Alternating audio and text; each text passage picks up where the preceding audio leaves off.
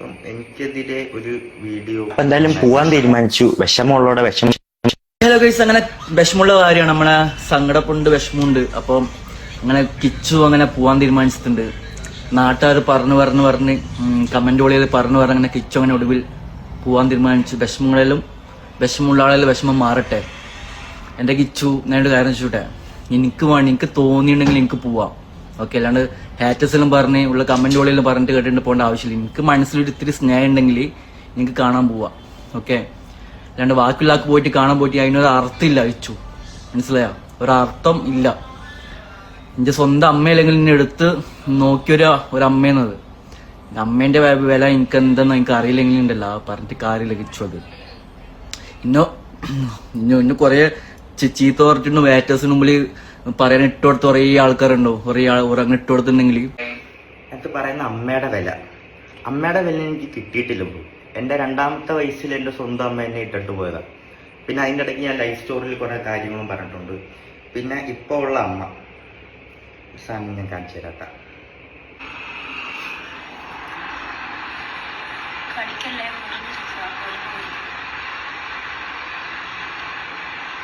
ഇതൊക്കെ നിങ്ങൾ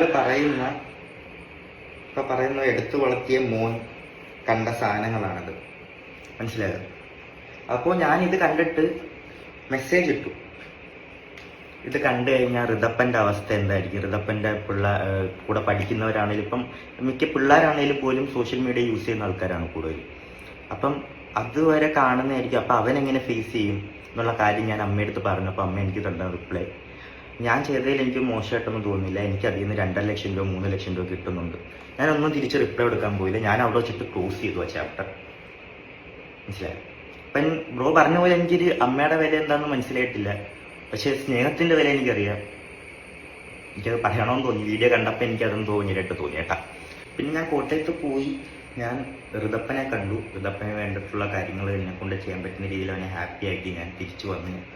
അമ്മേനെ കാണാൻ പറ്റിയില്ല. അമ്മേനെ കാണാൻ ഇപ്പം പറ്റില്ല, ആശുപത്രി എന്നുള്ള രീതിയിൽ പറഞ്ഞു. ആശുപത്രി പോയാലും കാണാൻ പറ്റത്തില്ല എന്ന് പറഞ്ഞു. എന്തായാലും അമ്മയുടെ അസുഖം എന്തായാലും മാറട്ടെ, പ്രാർത്ഥിക്കാം. അതേ എന്നെ കൊണ്ടും പറ്റത്തുള്ളൂ, നിങ്ങളെ കൊണ്ടും പറ്റത്തുള്ളൂ. അത് ഞാൻ ചെയ്യുന്നുണ്ട്. എന്തായാലും മാറട്ടെ.